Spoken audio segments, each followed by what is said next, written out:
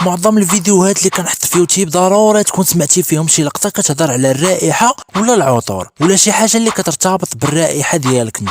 وكيف ما ولينا كنعرفوا كاملين ان الرائحه ديال الجسم ولا الرائحه ديال الفم ولا اي رائحه كتخرج منك فراه هي مسؤوله على انها تقدر تطيح من القيمه ديالك، وكيف ما هي مسؤوله على انها تطيح من القيمه ديالك فراه تقدر تعلي من القيمه ديالك الا عرفتي كيفاش تطبق هادشي اللي غادي نقول لك في هذا الفيديو. وفي هذا الفيديو غنعطيك 3 ديال الحوايج كيدمروا الرائحه ديالك وكيخليو الرائحه ديالك تكون كريهه، وهذا الشيء غادي ينقص من الجاذبيه ديالك واخا تكون كيف ما بغيتي تكون، عندك فلوس، عندك كاريزما، لابس حوايج مزيانين، عندك اي حاجه، فراه الرائحه ديالك كتبين القيمه الحقيقيه ديالك. داكشي علاش غنطلب منك دير الكيت ديالك وتجيب معاك شي كاس ديال القهوه وتركز معايا مزيان في هادشي اللي غادي نقول ليك وتتبع الفيديو من الاول حتى الاخر باش تفهم كلشي وما تزقل والو. اولا كنتمنى تكونوا كاملين بخير وعلى خير وفي احسن الاحوال، ولا كانوا كيعجبوك بحال هاد الفيديوهات ما تنساش تخلي معاك لايك وسبسكرايب وتفعل الجرس باش يوصلك الجديد انت الاول. وما نطولش عليكم وخلينا نبداو.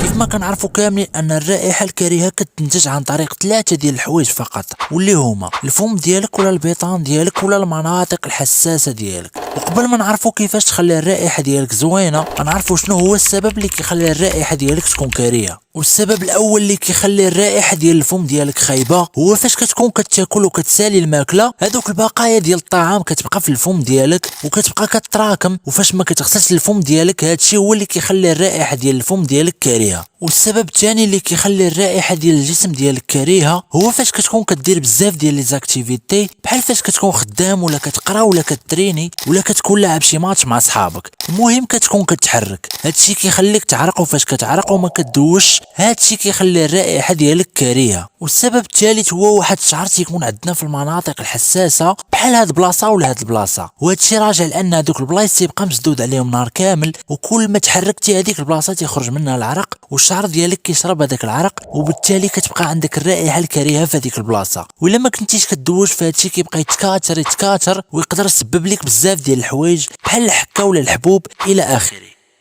ودابا حل معايا ودنيك مزيان باش نعطيك اللاصق وانت تختار واش غتطبق هادشي اللي غادي نقول لك وتطور من المظهر ديالك وتعلي من القيمه ديالك، ولا غتجاهل هادشي وتخلي اي حد وقفتي معاه وهضر معاك مره الاولى ما يعاودش يهضر معاك مره اخرى.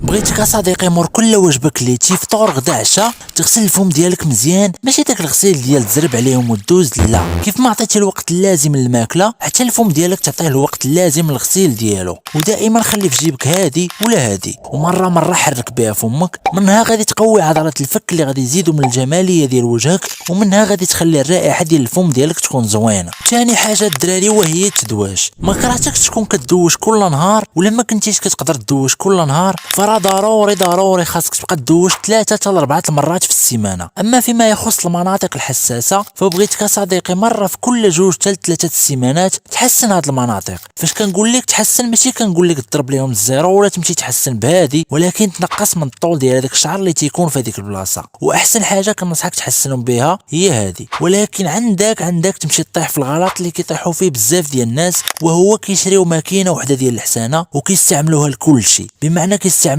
للوجه للمناطق الحساسه لاي بلاصه. لا، هادشي ما كنصحكش به، وفاش تكون كدوش ضروري تغسل هذوك المناطق. وثالث نصيحه الدراري وهي فاش تكون ديجا دوشتي هنا كيجي وقت استعمال لي بارفارم، وكنصحك الا ما كنتيش كتستعمل لي بارفارم حاول تاخذ لك شي 3 ديال لي بارفارم وتبقى تبدل بهم. وفاش تكون خارج الخدمه في الصباح ولا غادي تلاقى مع شي حد ولا غادي للقهوه مثلا ضروري دير شرشيشه وتخرج، وهادشي كيزيد من الجمال ديال المظهر ديالك.